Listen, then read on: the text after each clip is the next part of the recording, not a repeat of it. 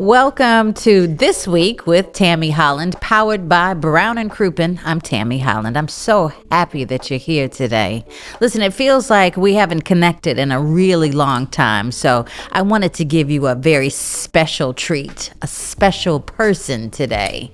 My guest today is really extraordinary. My guest today is an artist, an activist, and truly a creative force to be reckoned with.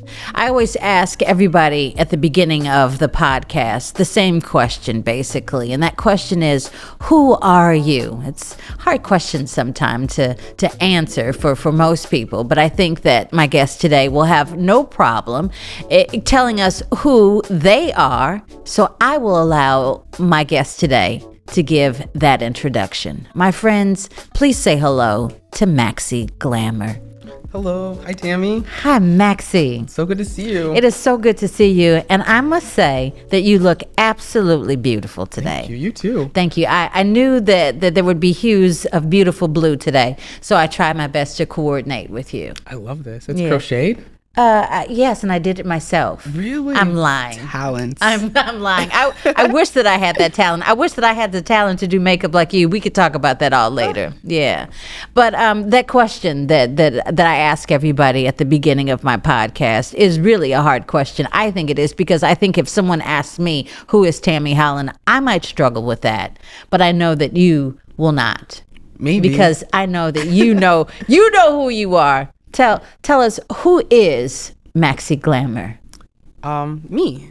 I think the thing about knowing yourself is that you just constantly re-know yourself, and this is becoming who you are. Right now I'm in this phase. I'm really thinking about like my political position, being like an anarchist, being a communist, and like really making sure that I can implement this idea that like non-hierarchical society and making sure everyone can care for each other. And I like to use, things of fantasy and to disperse that information of like post-colonial critical theory of like liberation. So I'm just this magical creature that tries to change the world and point at its ugly parts. And you do such a beautiful job at it. Thank you. I think it's very important to have respect for all persons and respect for pronouns. Yeah. So for the sake of this conversation, what are your preferred pronouns? My preferred pronouns are you and me, baby. You and me, baby. Yeah, and I often tell people that I like we, because I feel like I am every woman. That's how I feel sometimes. Shaka Khan and Whitney Houston, all of that. But Shaka Khan, right? Thank you first for giving homage to Shaka, because that was her song first, that's right? That's how it goes in the song. She says Shaka Khan at the end, Oh yeah, but no, it was Shaka Khan's song first, though. Yeah. And then Whitney remade it. Okay, yeah. Okay. Speaking of this beautifulness that is before me right now, I'd like to go to the absolute beginning. I'd like to go to you as a young person and understanding how you got to this wonderful point in your life right now. When did you first fall in love with drag? I think it just kind of happened. When I was a teenager, I saw the movie Party Monster, which was about the like club scene in the 1980s after the death of Andy Warhol, after Studio 54 kind of closed down, and there was this like super queer, super extravagant like representation of like art and costumes. And so when I was a teenager, I wanted to incorporate that with my music, and so I kind of created this character, Maxi Glamour, and then it just went downhill from there and kept performing. Not downhill. Yeah, well, I think uphill is hard to go up. I'm not Sisyphus pushing a boulder up the rock. I'm just kind of letting the momentum pull me through. I understand that. When did you begin experimenting with makeup so beautifully? Beautifully is a subjective thing. I don't know when I was good at it. I know it was really bad for a really, really long time. You think so? Yeah, I think we all have to start somewhere. Yeah, this is true. Every person who picks up a pencil doesn't know how to write their name yet. Sure. But it takes time to like learn the letters. Sure. I think the first time I put on makeup, I don't know, I was like a little kid, like 8 maybe. Mm-hmm. When you became Maxi Glamour, how were you received by your family and your circle of influence? What did they think about Maxi Glamour? I would like to believe that maybe they always knew. Do you think that was the case? Well, before I was Maxi Glamour in elementary school, I told everyone they had to call me Rumpelstiltskin. So they were quite knowledgeable that I was absurd and really had to advocate for my own advocacy and my own like autonomy. And so they didn't really well. There was a lot of mixed reviews growing up. I think my family had to like grow to understand who I was as I was growing to understand myself. And through the times, I found the community that supported me and helped me become who I am. And I've rekindled with my family and really connected. And That's good. yeah. I'm happy to hear that. Absurd is a really strong word. You think you're absurd, really? Yeah. I don't. I think that you're brilliant. I think brilliance and absurdity aren't like mutually exclusive. I think absurdism is kind of understanding like maybe life is just full of like trials and tribulations, and like there might not be a point of life, but just keep going afterwards. Kind of like Sisyphus pushing that like rock up the rock up the hill. It's like there might not ever be an end, but I'm still going to do it or it's going to crush me. And so I think absurd is just leaning into the weirdness of the world, leaning into the uncertainty and just kind of existing and not expecting too much. I like that. How'd you come up with the name Maxi Glamour? Maxi Glamour?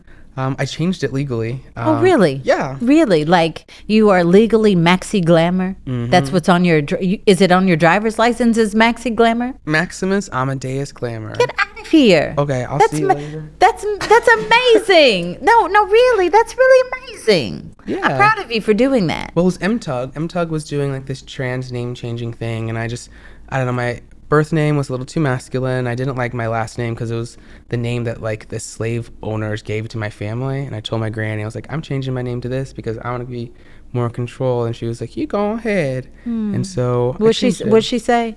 You go ahead.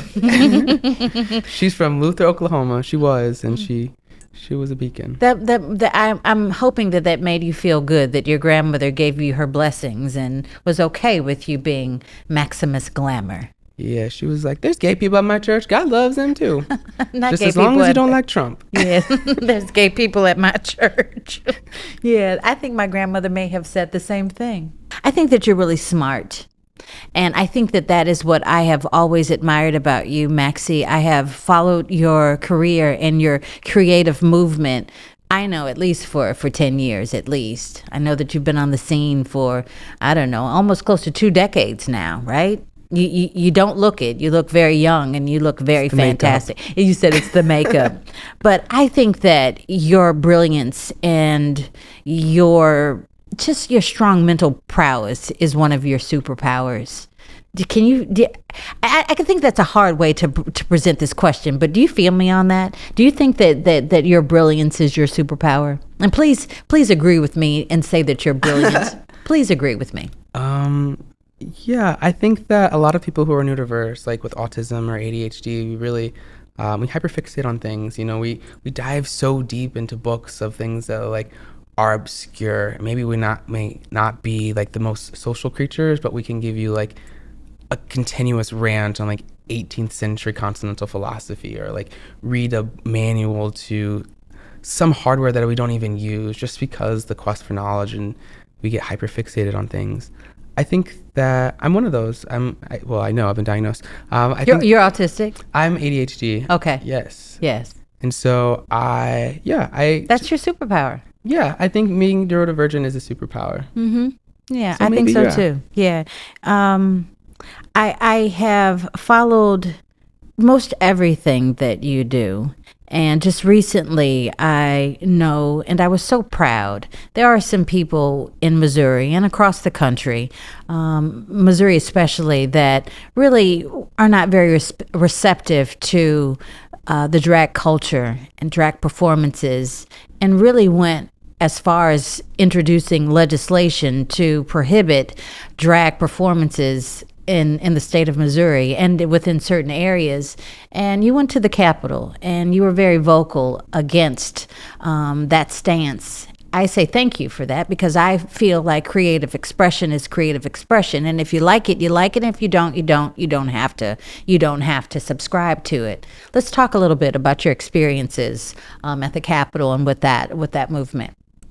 Yeah, so it was really interesting. It was like a 23 or 22-year-old girl who introduced this policy Wow. to publicly ban drag. Was that shocking? Because I would assume that it was some old person set in his or her own ways that would have said, "Oh, we will not do this. We will not tarnish our community." But it was a young person, Yeah, really. she didn't now. even talk like that. Really, she didn't even speak that way.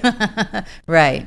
Yeah, no, I think that the most clandestine part of like white supremacy and homophobia is that it transcends this idea of like Rush Limbaugh, and kind of is that like it comes into like this girl next door like mentality of this like purity, of this like control. And I think it's kind of necessary for us to kind of look at the system and how systematically oppression and white supremacy are integrated into not just these older generations, but are repopulating with younger generations. There has been an uptick of homophobic, anti-black, transphobic, misogynistic like actions over the last 6 years. And I think we can't just think it's geriatrics and like boomers that are creating this, but it's more everyone that is complicit in it. Is it very important for you to be vocal and to speak up for the queer community in that respect and for the drag community in that respect? I think... or do you just want to be a performer? I don't want to be just anything. I want to like leave room for growth and development and transcendence. I think it is... there's like this old quote, we're not free until we're all free. And I think like we can pretend that we're free. We can pretend that liberation is here and that we're in this like post-racist world, but we're not. And so if we keep ignoring it and we keep gaslighting ourselves, we're just going to lead to like a fascist route. So I think it's up to all of us as a collective to listen to the voices who say, you're stepping on my feet. You're keeping us away from like our goal of liberation. Because if we don't keep speaking up, we're going to still perpetuate that oppression. Do you find in your performances, I know that you have had experiences where you've read to children. I remember you reading at libraries and bookstores. But do you find in your experiences in interacting with others that you are a motivator? Someone has come to you and said, I feel that I'm able to be myself because you are Maxi Glamour. Do you ever get that? Yeah, all the time. How does that make you feel?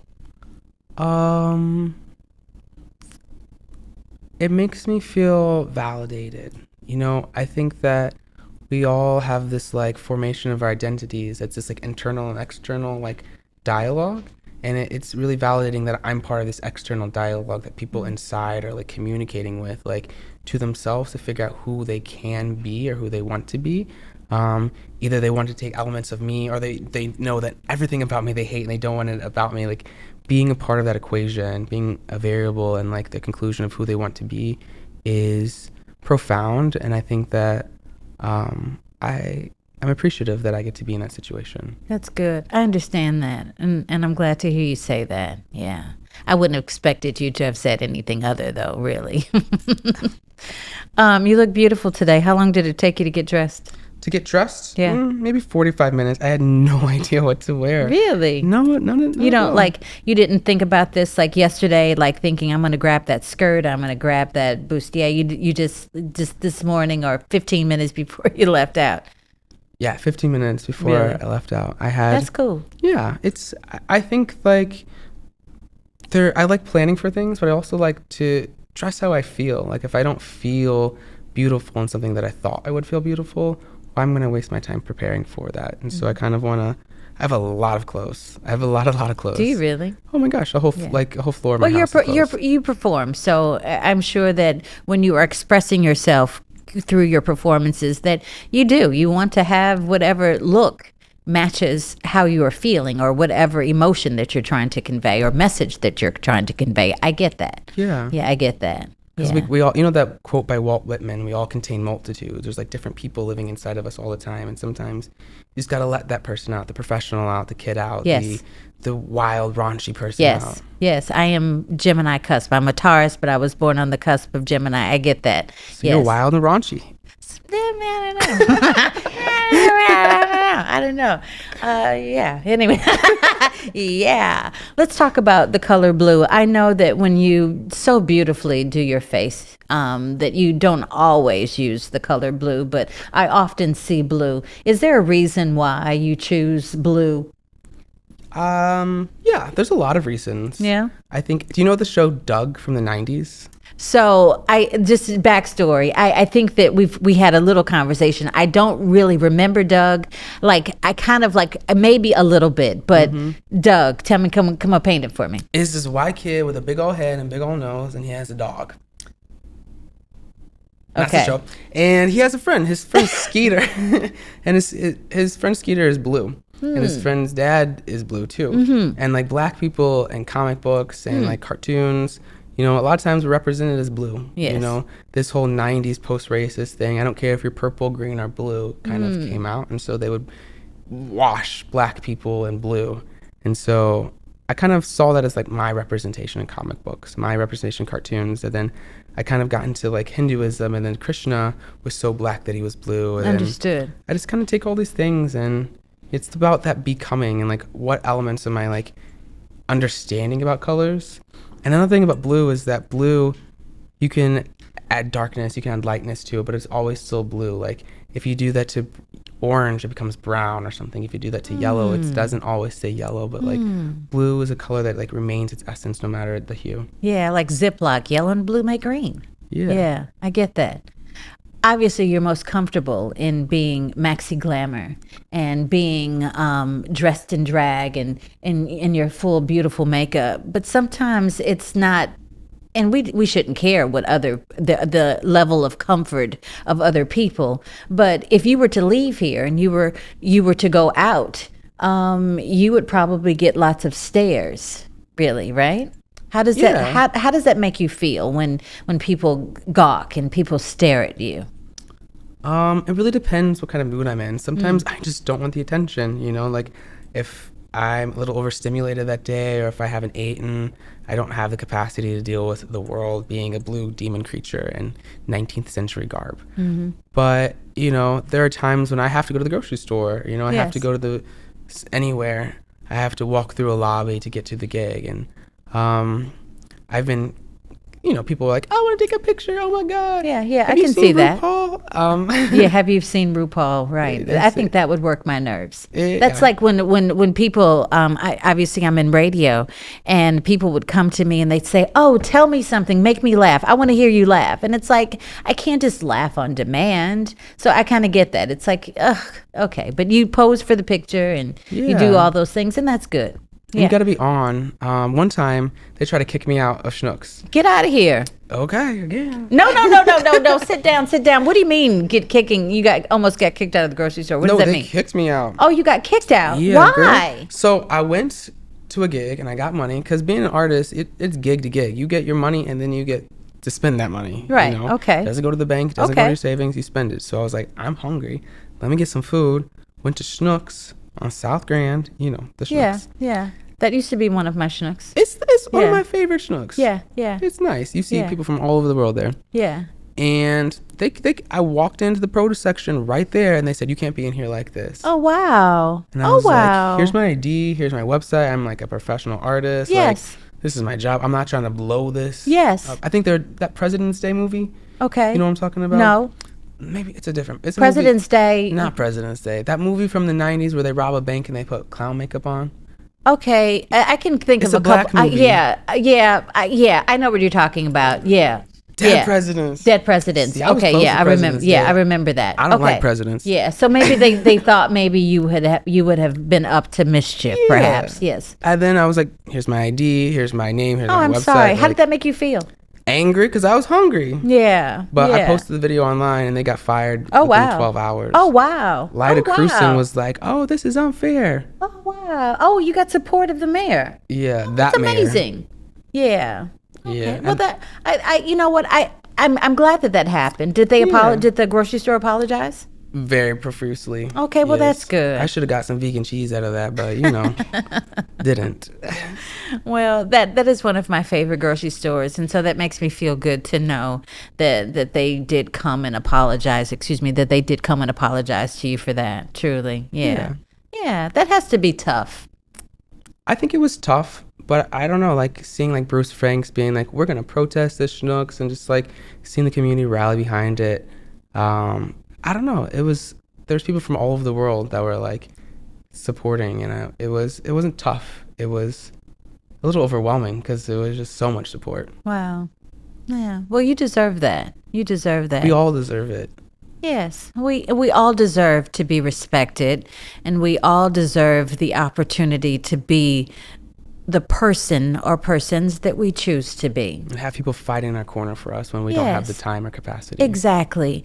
That is something that I truly admire about you. I always feel very badly for people who don't feel courageous enough to be the person that they want to be, and they have to hide behind other things, or they have to dismiss what they really, really want in life because they're afraid to be their person. You obviously, that is not your story. It might be. Really? Yeah. How? I think sometimes artists use their art to mask like their discomfort and their like awkwardness and their feeling of not feeling like they fit into society, and so they kind of create this persona. They create the art so that like themselves may not fit into society, but their art that they create can be something for that. I think a lot of artists, a lot of performers are a little bit more introverted, are a little bit more self-conscious than we actually recognize. That's why you see so many like famous movie stars not living forever because they kill themselves because of this like, who am I going to be? Who am I? What is my worth outside of like, So you're dressed up. So do you feel differently dressed up today than you would have if you did not have makeup on? Like you would be a totally different person maybe? I don't know. I think it more has to do with how much weed I smoked, how much food I ate. I get it. Like this corset is a little tight, so I'm in a corset. I'm cognizant of it. I can't disassociate from my clothes. Yeah. But there are moments where I'm just in drag outside. I'm like, oh, I'm in drag. I forget. Oh, really? Yeah. Wow. Yeah. Well, I guess I can understand that. Because I can't see me. Right. It's just You the whole can't thing see about me. perception and like. And that is very interesting. That is like, I am a black woman. I'm not looking in a mirror constantly as I'm walking down the street, but I am who I am, and I'm a black woman, right? And you remember when you're in a room of white men. Interesting. And this is very true. Yeah, I can't change that. And I don't want to change that. And I don't want to have to be someone other than what I am. Yeah, very interesting that you would say that. I wouldn't mind being Michael B. Jordan, though. Why? Why Michael B. Jordan? Because he probably knows where his birth certificate is. You don't know where your birth certificate is? But you now... But he does. Yeah, that's really funny. Of all the things, I would have expected you to have said something about his car, his body, although your body is quite beautiful. But you said his birth certificate. Yeah, because you can have a fine man. You can have a fine man that knows how to do what he does, but you can have a fine man that knows how to do what he does and has his stuff together. And he seems like someone that has his stuff together, like a little, filing cabinet with important documentations. He knows. You know what I mean? Or people that would keep up with a filing cabinet with his very important documents. Should we put it out there? Do you want to, would you go out on a date with Michael B. Jordan? Oh, yeah. Oh, yeah. Yeah, Dream date? Give me a dream date. So if it's not Michael B. Jordan, who would be your ideal Valentine? Ooh. Well, I don't like to settle for one, Well, hey, maybe that's what my problem is in life. Polyamory is new and vibing. You said it's new and vibing. I don't know. I think Michael B. Jordan and Amine. Amine is one of my favorite rappers. I don't know Amine. He sings that Caroline song. Oh. You know that song? He's cute. I just did my mom. Oh, really? Oh. So now I'm going to hit the Google as soon as we're done. I feel like such an old person now. He's cute. He's funny looking Sing it. How does it go? Oh, no.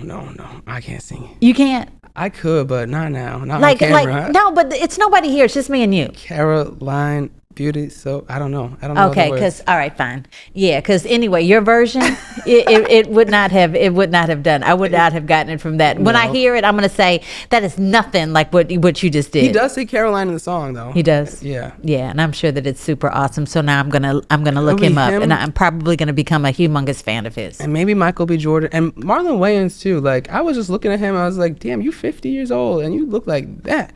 Yeah. I've interviewed Marlon, and he is a super, super, super nice person. Very receptive, very open, very kind.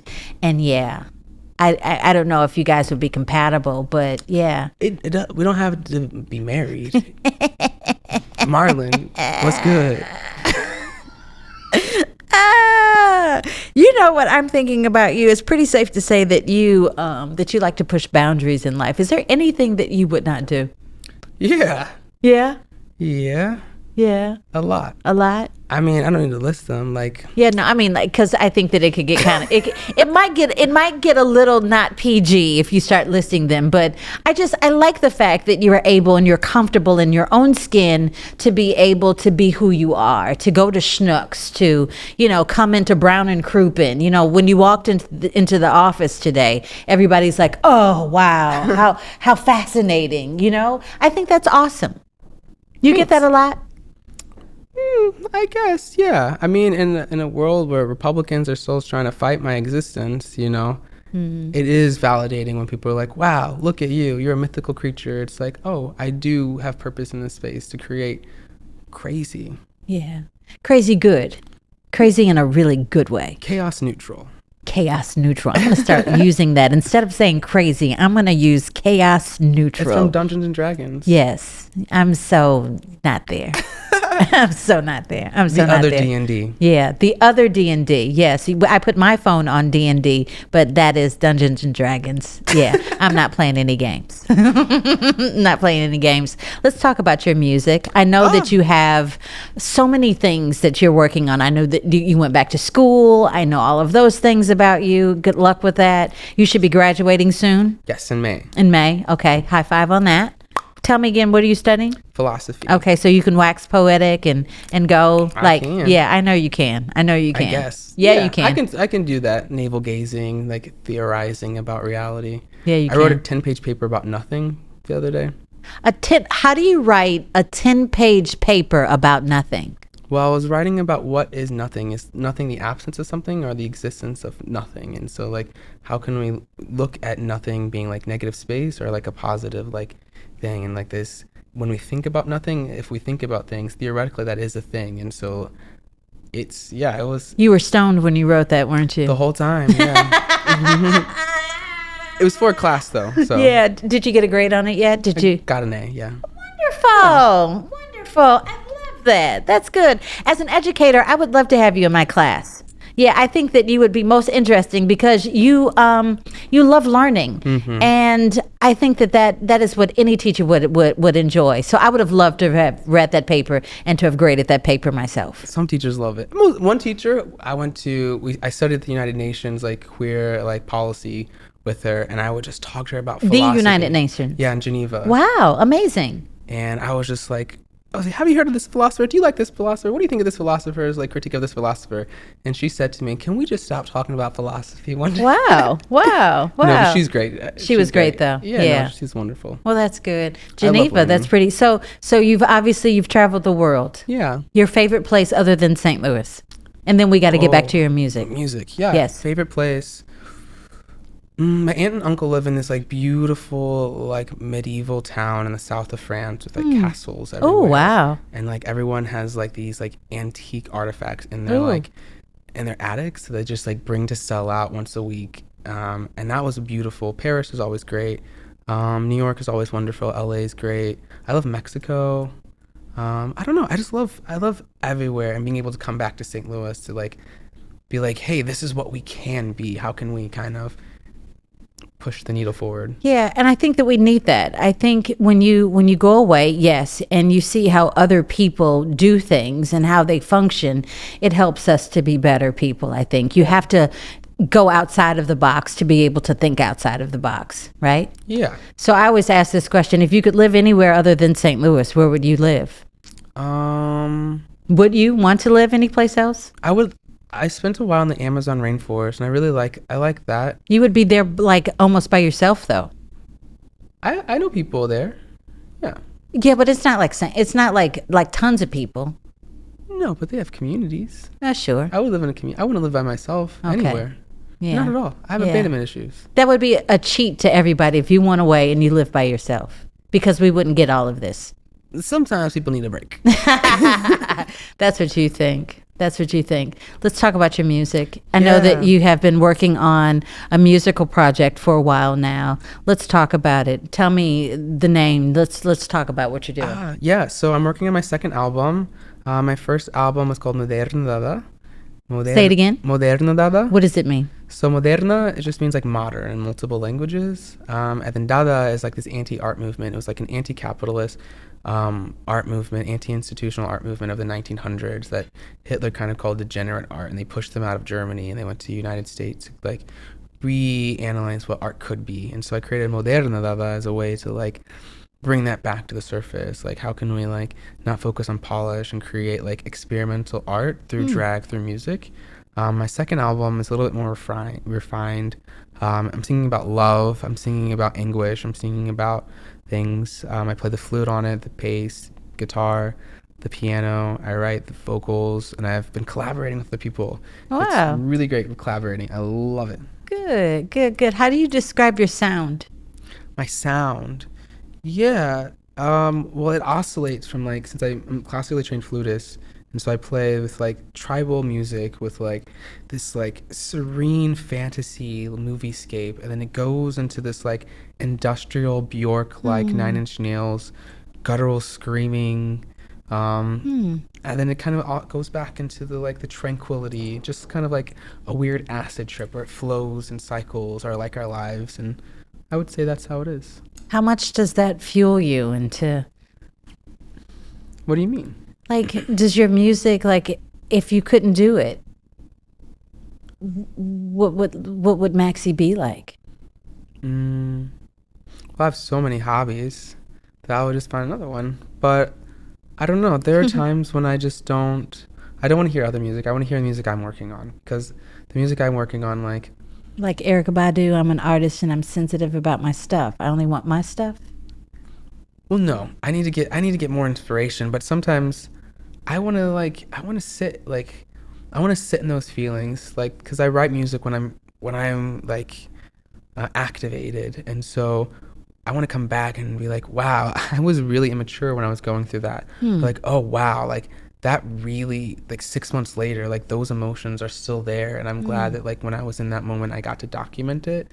And it's cool like being able to like record music like out of the country or in other cities, and just be able to focus on being present. And I think making music and performing music helps you remain present. And I started during the pandemic because there was like this digital drag thing where we couldn't perform at clubs, so we had to perform on videos and online. Yes, right.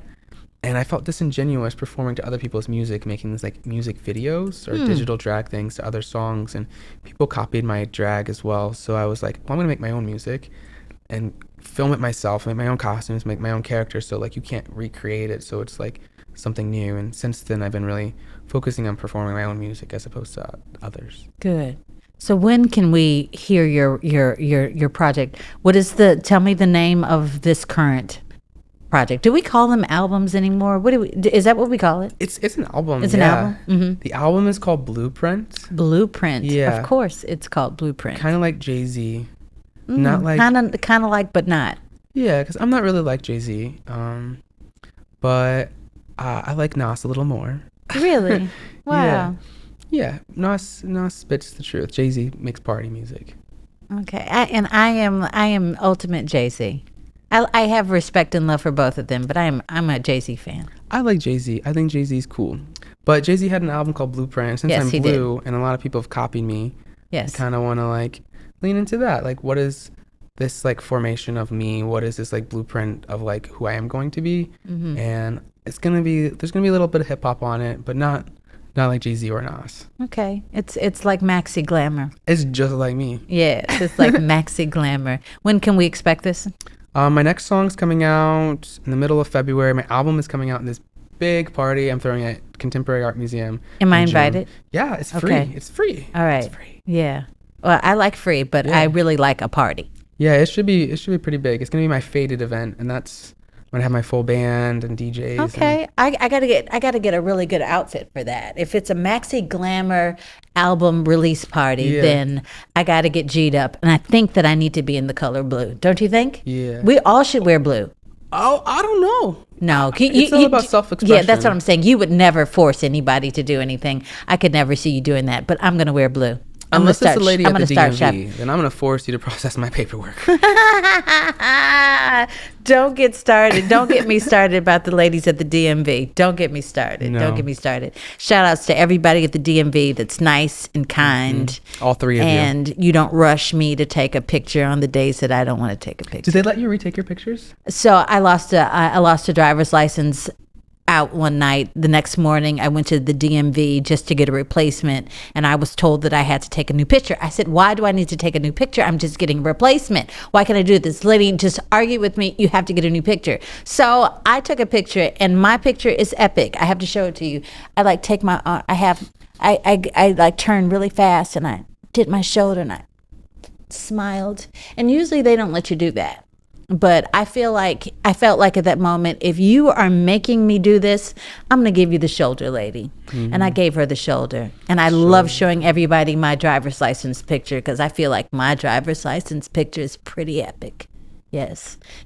Are you in drag on your driver's license picture? Oh, okay. No, but my phone does recognize me, the Face ID thing. Oh, that's really interesting. Very cool. Depending on how many lines I have on my face. Okay, very cool. Very cool. We have to talk makeup some other time. I feel like this is going like on forever and ever, and I feel like I could talk to you forever and ever. But yeah, we totally can. I need a really good primer. Your makeup is so like you're not shiny. You're flat. It looks beautiful. Just give me a primer, a real good primer. Oh, see, I use Ipsy. You know that? Ipsy is this like online subscription service. I use Ipsy also, and I love Ipsy. I shut it down for a little bit because I started getting like too much stuff. Yeah, that happens. And it's like it was a little. But shout outs, Ipsy is a really good way to learn products. And so you found something on Ipsy. I only select the things that I want from there. You know, like you can choose what you want, and I get a lot of primers, a lot of serums, a lot of face masks. Mm-hmm. And so I just try every primer. I like mattifying primers. Mm-hmm. I like primers that like, I don't know. And then I set it with a setting powder that's translucent that has no shine to it. Yeah, I see that. You look really, really good. There's probably a little bit of sparkle though. And I see a little sparkle too. That's good. I see a little sparkle in you too, baby. I did. I put a little sparkle on. I did. I tried. I was so when I have big things, I always have someone to do my makeup. But today I felt like Maxi's doing makeup for Maxi, that I need to do makeup for myself today. So I really tried my hardest to take. Thank you so much. But I did my primer. I tried to do all of those things. But I'd love to do makeup with you someday. You want to be blue? You know what? Yeah, I would. Okay. You know what? Maybe for your release party, like before, you can teach me some tricks, and then I will come to your release party done up in blue. Oh. I would love that a lot. I should make a tutorial video with my music in the background so people stream it. Oh, and with me? Yeah, you want to do that? I would love that. Okay, yeah. Oh, okay. Look out for it. Look out for it. We're gonna be drag queens. Look out for it, and look out for the blueprint, my friends, and look out for Maxi Glamour. I mean this wholeheartedly. That I admire and I respect you. I think that you are a wonderful human being. I appreciate your activism. I appreciate how you lend your voice, not just to the queer community, not just to the Black queer community, but to St. Louis. You are a St. Louisan, and you are respected and admired, and I, in turn, respect and admire you, and I thank you so much for sharing your time with me. Give everybody your social so that they will know, because I know there may be there's some new people that are now just being introduced to you for the first time. Give them your socials. Well, my website's maxiglamour.com. You can find me Maxi Glamour on anything. I had to make sure every time there's a new social media thing, I'm like, I gotta get that name, Maxi Glamour. Yeah, you do. Yeah, you do. So yeah, Google me. Maxi, and that's right, Google me. Lovely, high five. Yeah, high five. Thank you so much. I appreciate you. you. My friends, please follow Maxi Glamour. Look out for the blueprint. Look out for everything that Maxi does. Maxi is an amazing, and most interesting person to watch. Truly, truly. Listen, I always say this. I never, ever want anything to happen to you. I really, really don't. Like an accident or something to happen to you at all, okay? But say something happens to you, like you have an injury and it's not your fault. Come on, you've got to do yourself a favor and give my friends at Brown and Crouppen a call. You deserve it to yourself to have good representation and good support. Someone in your corner that will go to bat for you and make certain that you get everything that you deserve. You deserve that. You deserve Brown and Crouppen. Find them online at getbc.com.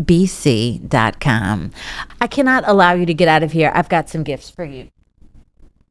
From my good friends here, Brown and Crouppen. I don't know, you might need a bag for your makeup. Yeah. You might need some things, but I hope that you enjoy and that you wear, and let's take that. Yes. Yeah, and it's black too, just the way I like my men. Yeah, yes, baby, yes. Thank you, Maxi. Thank you, Tammie. This is great. I appreciate you so much. Yes. I appreciate you too. Yes. Wow, and I got a bag and a hat. Wait a minute. What is this? What is that? Oh, Maxi, this is a big deal. This What is is a it? pizza cutter. Oh, This is one of the best wow. pizza cutters that you'll ever have in your life. Seriously. I was hoping that that's what I'm like, what is that, a wet nap? Yeah, but no, it's a pizza cutter. Careful, because it's really, it's Gonna dust it out. yeah. This is so cool. You like that? Yeah. Yeah. And thank you for my stickers, everybody. He brought me stickers. Maxi brought me stickers. Oh, you're so beautiful. I don't know if you can see that. That one says a bad word. It's okay. I am so glad that you guys were able to hang out with me today. As I always say, life is death without adventure, and adventure only comes to those who are daring and willing to take chances. Have a fantastic day.